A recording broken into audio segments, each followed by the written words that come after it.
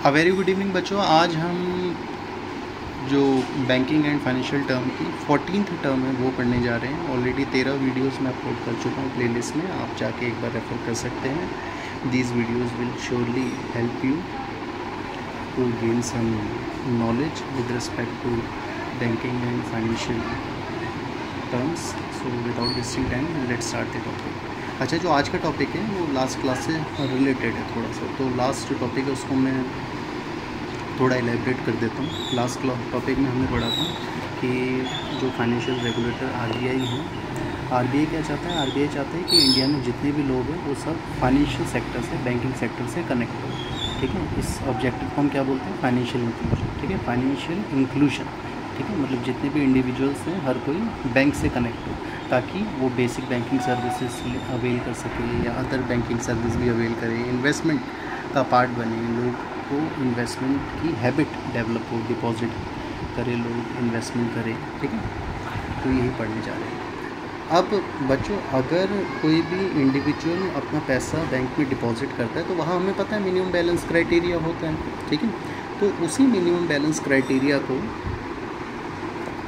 वो minimum balance criteria जो है वो लोगों की डिपॉजिट हैबिट के लिए कोई बैरियर ना बने। ठीक है, इस वजह से 2012 में आरबीआई ने इंट्रोड्यूस किया था बीएसबीडीए का concept, basic saving bank deposit account. अब basic saving bank deposit account में जो मेन बेनिफिट है वो क्या है कि मिनिमम बैलेंस ज़ीरो है। ठीक है, मतलब any individual can open this account without maintaining any minimum balance.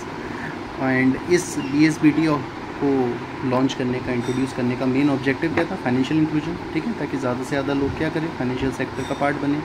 But बच्चों, इस अकाउंट के अंदर कुछ रेस्ट्रिक्शंस भी हैं।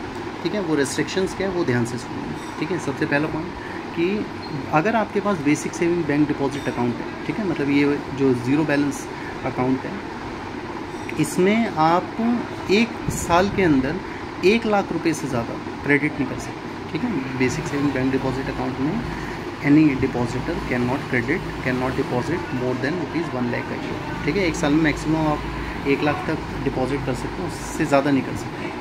एंड किसी भी पॉइंट ऑफ टाइम पे आपके अकाउंट का बैलेंस 50,000 से ज़्यादा नहीं होना चाहिए।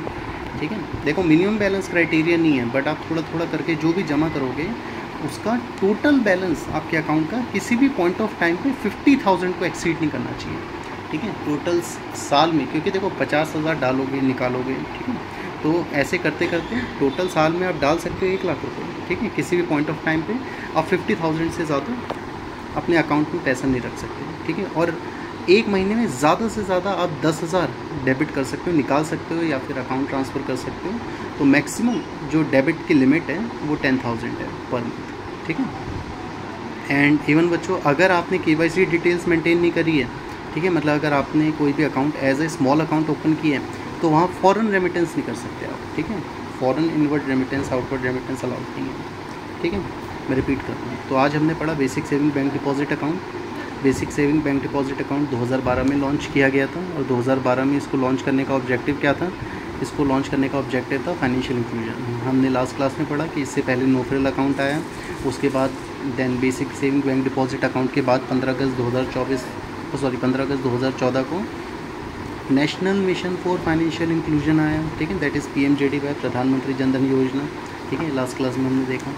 तो BSBDA क्या है? BSBDA जो है वो नो फ्रिल के बाद आया था 2012 में, जिसमें ज़ीरो बैलेंस अकाउंट का बेनिफिट दिया गया।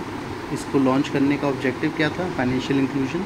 इसमें कुछ रेस्ट्रिक्शंस थी कि आप एक साल में 1 लाख से ज़्यादा क्रेडिट जमा नहीं कर सकते। किसी भी पॉइंट ऑफ टाइम पे आपके अकाउंट में 50,000 से ज़्यादा बैलेंस नहीं होना चाहिए। आप एक महीने में, ठीक है, हर महीने में मैक्सिमम 10,000 रुपये या तो निकाल सकते हो, ट्रांसफ़र कर सकते हो। ठीक है, और अगर आपने स्मॉल अकाउंट की तरह इसको ओपन करवा रहे हो, मतलब आपने कोई केवाईसी मेंटेन नहीं करी है, तब फॉरेन रेमिटेंस आपको अलाउ नहीं किया जाएगा। ठीक है, फॉरेन इनवर्ड आउटवर्ड रेमिटेंस आपको अलाउ नहीं किया जाएगा। चलिए, तो आज की क्लास यहीं समाप्त करते हैं, बाकी टॉपिक हम नेक्स्ट वीडियो में देखेंगे। चलिए, बाय बच्चों।